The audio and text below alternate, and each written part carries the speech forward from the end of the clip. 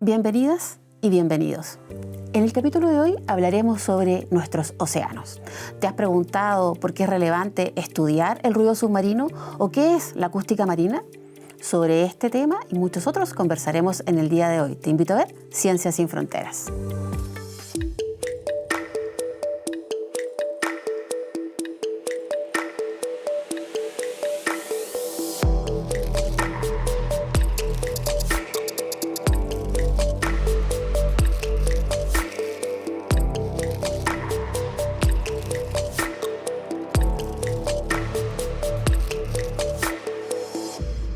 Ese mar que tranquilo te baña, dice nuestro himno nacional. Efectivamente, Chile posee 6.435 kilómetros de costa, pero sabemos muy poco de lo que sucede en nuestros océanos. Para conocer un poco más respecto a lo que sucede en nuestros mares, te invito a ver el siguiente video. Cuidar los océanos es esencial para preservar la diversidad de vida marina, regular el clima global y garantizar la seguridad alimentaria de millones de personas. Los océanos son vitales para la economía global. Sin embargo, la sobreexplotación pesquera, la contaminación y el cambio climático amenazan su capacidad para brindar estos beneficios a la humanidad. Entonces, ¿qué hacemos para cuidar nuestros océanos? ¿Y qué dice la ciencia respecto a estos temas? Océanos en peligro, en Ciencia sin Fronteras. Y para conversar de nuestro mar, tenemos hoy una gran invitada. Ella es Marcela Ruiz Aguilar, fundadora de Acústica Marina, integrante, por cierto, de la red de investigadoras y que recibió el premio Women in Tech Global 2023. 2023. ¿Cómo estás, Marcela? Bienvenida. Muchas gracias, Mónica. Súper bien, muy contenta de estar aquí conversando del mar y de otras cosas. Partamos por eso. Partamos entonces para que nos cuentes un poco qué es el mar, los océanos para la biología marina.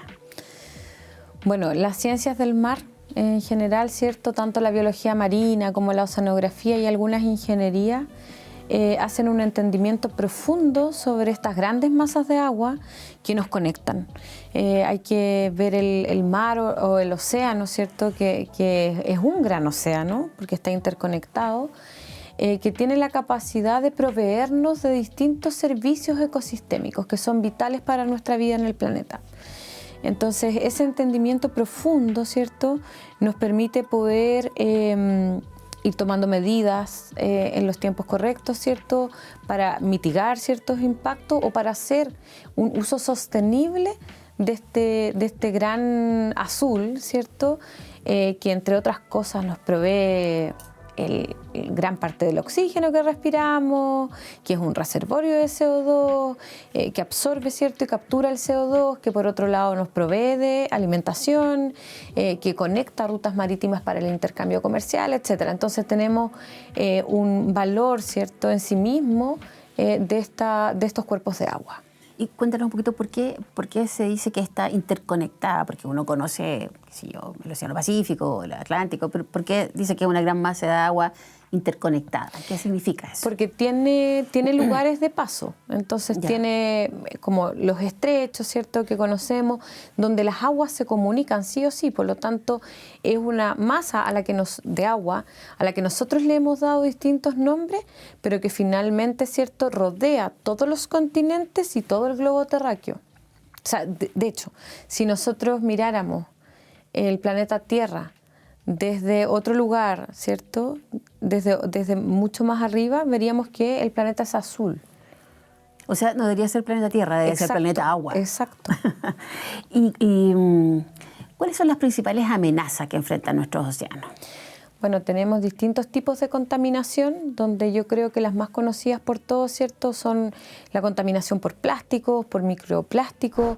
Tenemos también una sobreexplotación pesquera que es brutal, donde intensivamente se extrae el recurso sin entender muchas veces que ese recurso necesita tiempos para ser capturado o necesita cuotas bien establecidas que muchas veces no se realiza así. Por otro lado, tenemos hoy día, ¿cierto?, una crisis climática que por supuesto que repercute en nuestras aguas, en nuestros océanos, Y tenemos también contaminantes que no son tan conocidos, como la acústica, ¿ya? La contaminación en el fondo por exceso de ruido.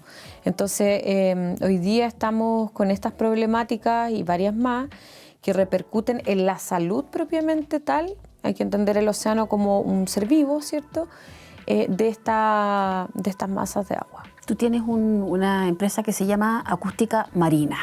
Explícanos un poquito qué es la acústica marina, qué es el ruido submarino. Nosotros efectivamente tenemos una empresa que se llama Acústica Marina, donde lo que hemos hecho es dedicarnos a medir y monitorear el ruido submarino por actividad antropogénica, pero también medimos y monitoreamos el componente biológico y geológico. Uh-huh. Esto nos permite entender, ¿cierto?, cuál es la diferencia que hay entre sonido y ruido. Uh-huh. Porque efectivamente existen fuentes sonoras en los océanos, que pueden ser naturales, como el mismo ruido de las olas, ¿cierto?, que pueden ser de la comunicación, que tienen especies como los cantos de las ballenas o la ecolocalización de otras especies.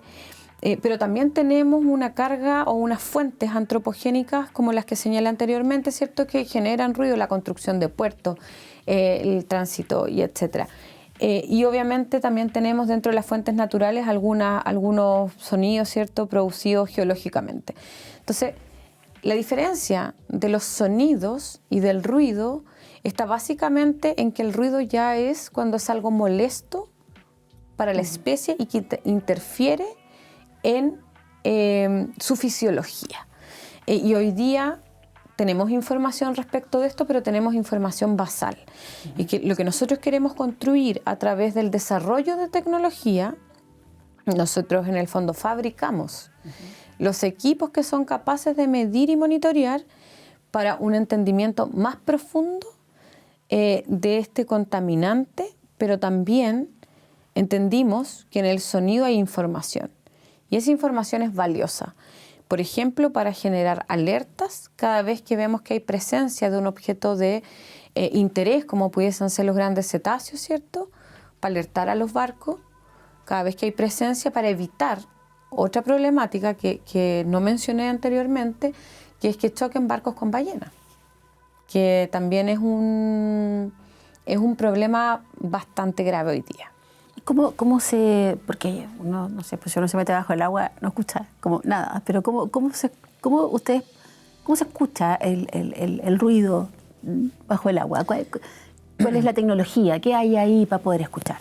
Lo que nosotros hacemos es que disponibilizamos tecnología principalmente de monitoreo continuo, que son boyas. Ajá. Son boyas que van en el agua, ¿cierto?, y que tienen bajo el agua una línea de sensores.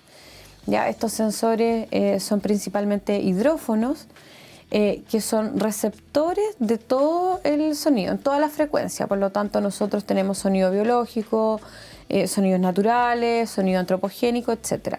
Y lo que hacemos, ¿cierto?, es recepcionar esa información y analizarla de forma avanzada a través de algoritmos, ¿cierto?, que pueden ir reconociendo. Entonces, lo que hacemos es entrenar información, entrenar a través de los datos, y podemos decir, aquí hay una ballena, aquí hay un barco grande, hay un barco pequeño, hacia dónde se dirige, etc. Y con esa información y ese cruce de información, nosotros podemos hacer despliegue de alertas o medición y monitoreo continuo.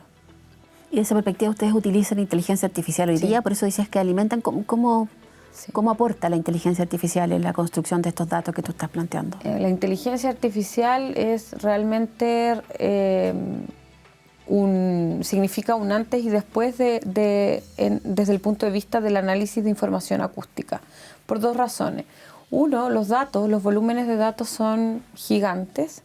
En el monitoreo continuo, sobre todo cuando tú tienes estaciones, como en el caso nuestro, que tenemos estaciones que han logrado medir y monitorear por más de un año, los volúmenes de datos son impactantes y humanamente imposibles de analizar. Uh-huh. Pero por otro lado, hay parte del sonido que nosotros como humanos no podemos escuchar. No está en los rangos de frecuencia que escuchamos. Por lo tanto, ahí la inteligencia artificial es muy relevante en poder determinar dónde están esos datos y hacer una analítica igual sobre datos que el humano no puede oír ni percibir. Entonces, hoy día la hidroacústica tiene, digamos, futuro o avances solo si integra inteligencia artificial. ¿Y han hecho descubrimientos en ese contexto, cosas nuevas? ¿Qué nos podrías contar de eso? Nosotros, como te decía inicialmente, nos dedicamos a la fabricación e inserción de la tecnología en el agua. Pero obviamente a través de todo el análisis que hacemos hemos logrado darnos cuenta, ¿cierto?, de qué especies están presentes, en qué épocas están presentes. Hemos logrado identificar, ¿cierto?, dónde están, cuál es el tránsito que tienen.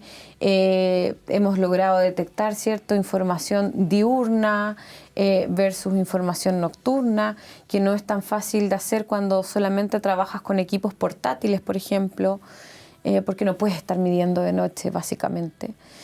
Por lo tanto, significa un avance relevante. Además, nosotros hemos podido desplegar estaciones a lo largo de la costa chilena, levantando una de las galerías acústicas más importantes del país, lo cual nos tiene muy contentos porque con toda esa analítica en el fondo podemos avanzar mucho más.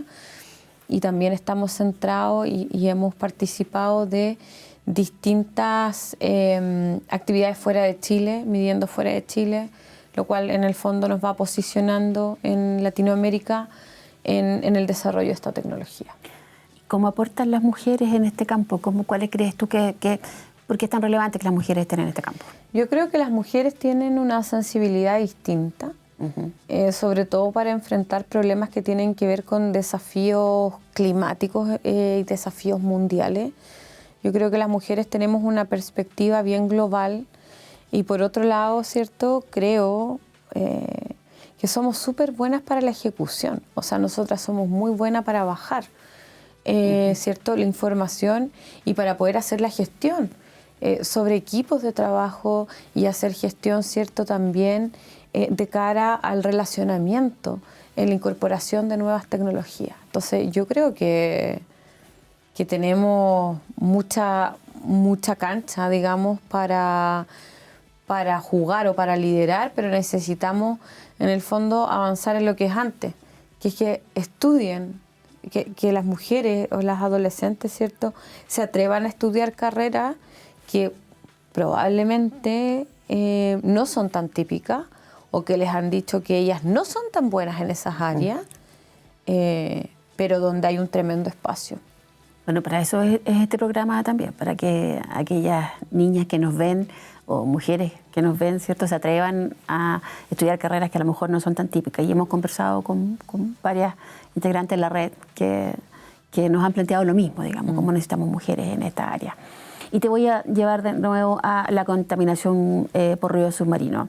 ¿Cómo se aborda desde la perspectiva de la política pública hoy día en Chile y en el mundo? ¿Qué hay de política?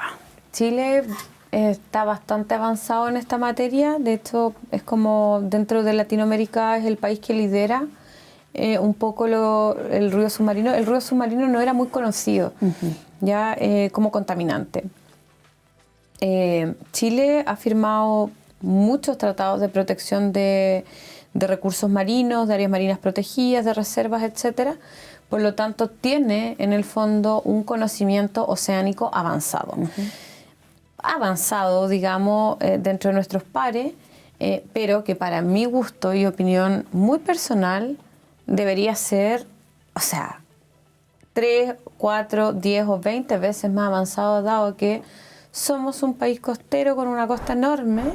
6.400 kilómetros. A mí me cuesta entender cómo los biólogos marinos o las personas de las ciencias del mar no son mucho más relevantes en la política pública. Me cuesta mucho entenderlo todavía. Países como Australia realmente, por ejemplo, tienen otra visión mucho más avanzada respecto de este tipo de profesionales. Por lo tanto, hemos avanzado, lo hemos hecho bien. Hoy día Chile tiene un comité técnico de ruido submarino que lo lidera el Ministerio de Medio Ambiente, donde se discute en el fondo la normativa. Y tenemos una guía técnica que indica cómo se debe medir y evaluar para los proyectos que se emplazan en agua. Pero aún nos falta, ¿cierto?, transitar a que exista una regulación, una ley mucho más incisiva, ¿cierto?, respecto de cómo la industria va a abordar este problema. Que no sea tan voluntario. No debe ser tan voluntario. Ya debe haber unas reglas muy claras. Y por otro lado, la normativa internacional, ¿cierto?, a través de la Organización Marítima Internacional, la OMI, indica, ¿cierto?, que está trabajando en directrices, pero las directrices todavía no tienen una bajada tan concreta en las economías.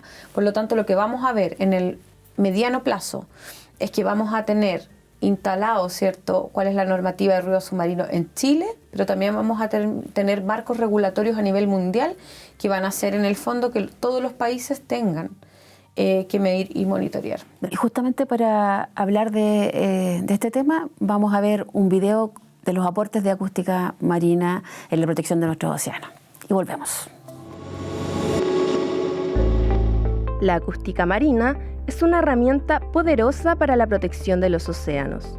Permite el monitoreo de la vida marina, identificando y rastreando especies, incluso en aguas profundas y oscuras. Además, facilita la detección de actividades humanas perjudiciales como la pesca ilegal y el tráfico marítimo no regulado. También ayuda a estudiar los efectos del cambio climático en los ecosistemas marinos, proporcionando datos cruciales sobre las variaciones en la temperatura y los patrones de migración. En conjunto, la acústica marina mejora nuestra capacidad para gestionar y conservar los recursos oceánicos, contribuyendo a la sostenibilidad de los mares. Y volvemos con Marcela Ruiz. Cuéntanos cómo funciona específicamente el monitoreo de la acústica submarina. ¿Quiénes conforman los equipos y cómo se hace?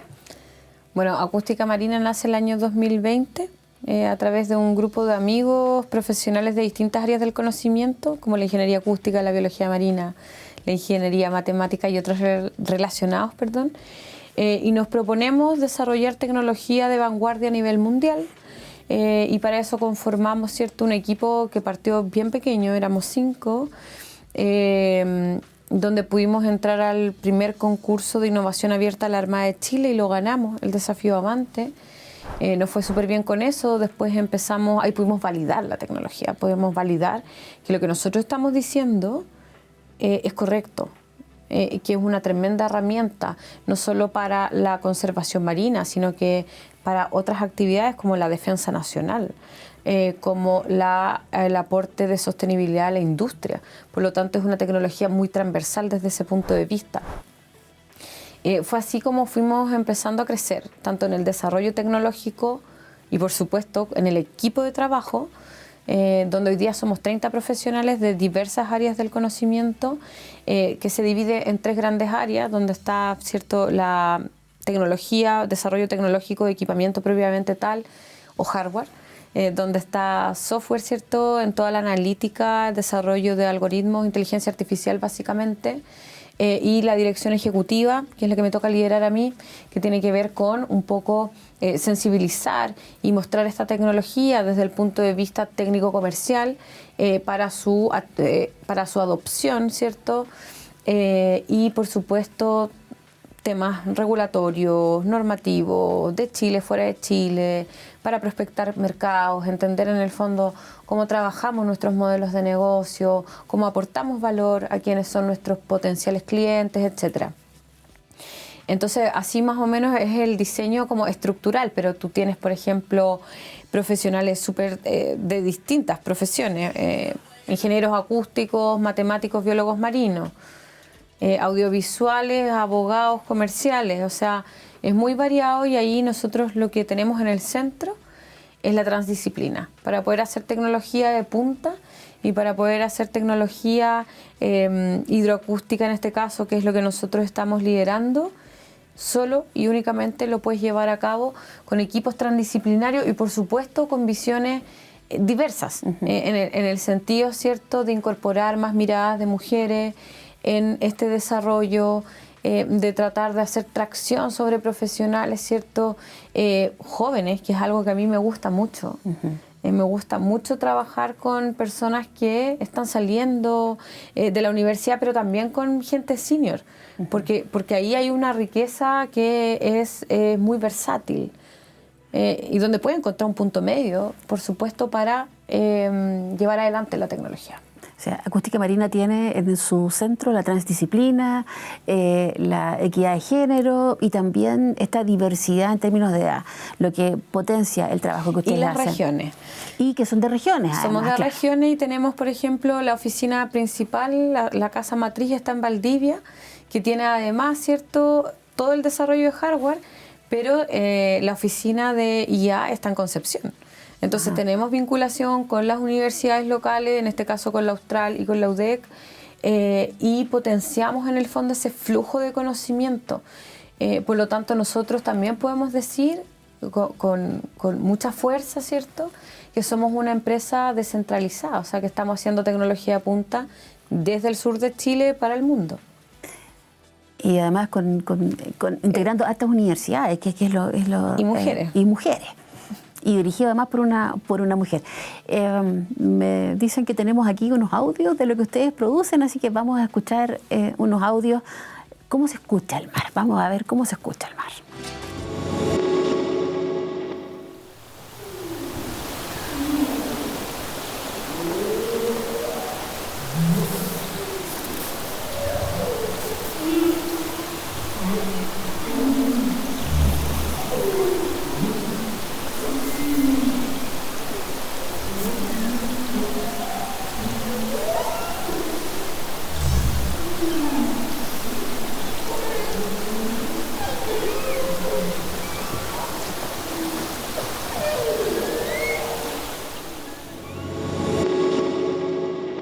Qué maravilla escuchar el sonido del mar. La verdad es que es maravilloso cuando uno escucha estos sonidos, uno piensa en toda esa diversidad que no conocemos de la profundidad de nuestros mares. Cuéntanos un poquito, eres mujer conduciendo una empresa grande con reconocimiento internacional. ¿Cómo ha sido tu experiencia en este recorrido para llegar a donde estás hoy día en Acústica Marina? ¿Cuáles han sido las cosas buenas y cuáles han sido las dificultades? Es un camino largo, o sea, es un camino, yo te diría que empieza obviamente cuando yo estudio biología marina, que a mí se me abre un mundo, o sea, se me abre un conocimiento, yo tenía un conocimiento muy somero y un amor por el mar, etcétera, pero no tenía un conocimiento de todo lo que hay ahí abajo, por lo tanto a mí se me abre un mundo y cuando hago mi tesis, que lo hice en oceanografía física, yo me doy cuenta, ¿cierto?, de que el despliegue de equipo es vital, de equipos oceanográficos es vital para poder tener datos y hacer un proceso, un entendimiento a nivel de investigación. Siempre me llamó la atención, ¿cierto?, que quiénes hacen y quiénes fabrican estas cosas. Usualmente, ¿cierto?, todo viene de afuera. Y hay empresas que desarrollan, de hecho a nosotros nos prestaron unos sensores de una empresa y pudimos hacer eso, pero me llamó mucho la atención en el fondo cómo recolectas datos. Pero después yo trabajé mucho en la gestión estratégica, trabajé mucho como gestora, siempre ligada a las ciencias del mar. Entonces me tocó estar en políticas regionales de pesca, también estuve como en la Secretaría Ejecutiva de Congreso Futuro, en divulgación y difusión de la ciencia, en administración de recursos presupuestarios y obviamente ahí se cruza, ¿cierto?, con esta idea mía de para hacer de la biología marina algo tangible, pero esto es porque yo soy una persona muy de cosas prácticas, tengo que ver. Se me ocurre estudiar el magíster en algo nada que ver con la biología marina, que es en gestión estratégica y evaluación de proyectos. Y desde ahí y ahí vi, ¿cierto?, que yo lo que podía hacer era en el fondo conectar estas dos cosas, como en el fondo es un poco hacer transferencia tecnológica o transferencia, pero con indicadores, que es lo que siempre nos van a pedir, Sí. que es número, modelo de negocio, etcétera. Entonces, combiné estos dos mundos para poder hacer distintas cosas, y ahí estuve trabajando, que fue como mi escuela, en una empresa de base científico-tecnológico que está en Chile, en Colombia y en Estados Unidos, donde me tocó participar de aperturas de mercado, me tocó participar de negociaciones con clientes grandes. Por lo tanto, yo entendí en el fondo cómo se vende tecnología y tecnología distinta, o sea, tecnología disruptiva. ¿Algún problema ahí en esa? ¿Cómo ha sido tu caminar ahí? No, mira, yo te diría que, y esto lo he contado varias veces, pero yo tuve la suerte de tener un padre que me empoderó mucho. O sea, de un papá que siempre me dijo que yo podía hacer lo que quisiera, o sea, lo que yo me propusiera lo podía hacer, y que era la mejor. Yo a mi papá le creía. Entonces, él realmente me empoderó, y además yo tenía ejemplos en mi familia, muy cercanos. O sea, tengo una tía que es doctora en genética, que mi tía se fue a estudiar el doctorado cuando ninguna mujer salía, y toda mi familia la apoyó para que ella vaya y cumpla este sueño de estudiar el doctorado en Inglaterra. Por lo tanto, vengo de una familia que apoya a las mujeres de su familia para que cumplan sus sueños y sus objetivos. Y por eso que esa es la suerte que yo tuve. Pero tengo amigas que cuando conversamos me dicen que a ellas no les pasó. Y ahí solo se me viene el pensamiento de cómo decirles a los papás, de cómo decirles a las mamás que es tan importante que les hagan ver que ellas pueden, y que eso solo está en la casa. Yo creo que ese empoderamiento no se puede buscar afuera. Qué relevante es entonces el apoyo de la familia y los ejemplos de otras mujeres que hemos logrado avanzar para que nuestras niñas también avancen en este camino de la ciencia. Y en ese contexto, en este contexto de lo que nos toca vivir a las mujeres, nosotros tenemos un juego en este programa que se llama Usted no lo diga, y que en el fondo son algunas frases que nosotras escuchamos frecuentemente que en realidad nadie debiera decir. Vamos a ver cuál es la frase que te tocó a ti. Bueno. ¿Lo puedes mostrar? Sí, lo puedo mostrar. Ya. Si un niño te trata mal es porque le gusta. Mentira. No, o sea, nadie te... Yo no soy mamá ya, pero lo que yo le diría a las hijas de mis amigas, que son mis sobrinas, es: ninguna persona te puede tratar mal. Nadie. Y si un niño te trata mal, tú le tienes que explicar por qué él no puede tratarte mal. Simplemente eso. Y eso además se va reproduciendo, ¿no? Sí. Cuando estamos más grandes, que de repente si tu marido te trata mal. Exacto. ¿Los has escuchado eso? En el sur es bien frecuente. Mira, yo creo que he escuchado como la justificación del machismo, así como más en el sentido de que no, es que ellos son así. O sea, esa es la justificación. Es que son así porque los criaron así. Y por eso es el machismo. Y en el sur tú ves cosas, no sé si solo en el sur, pero tú ves cosas muy sutiles ya, o muy menores, pero como sistemáticas, como ¿a quién le sirven primero la comida? Al hombre. Al hombre le sirven primero la comida. Y eso es porque en el fondo se le atiende, ¿cierto? Primero.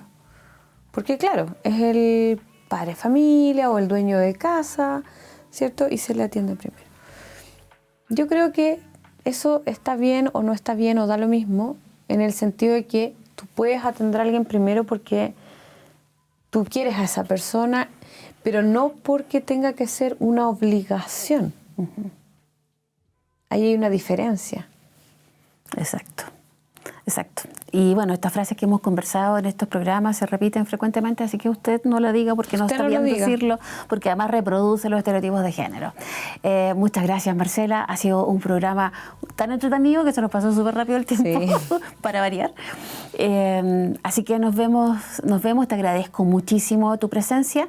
Y nada, esto es la Red de Investigadoras, mujeres como tú, así que muchas gracias por estar acá. Muchas gracias.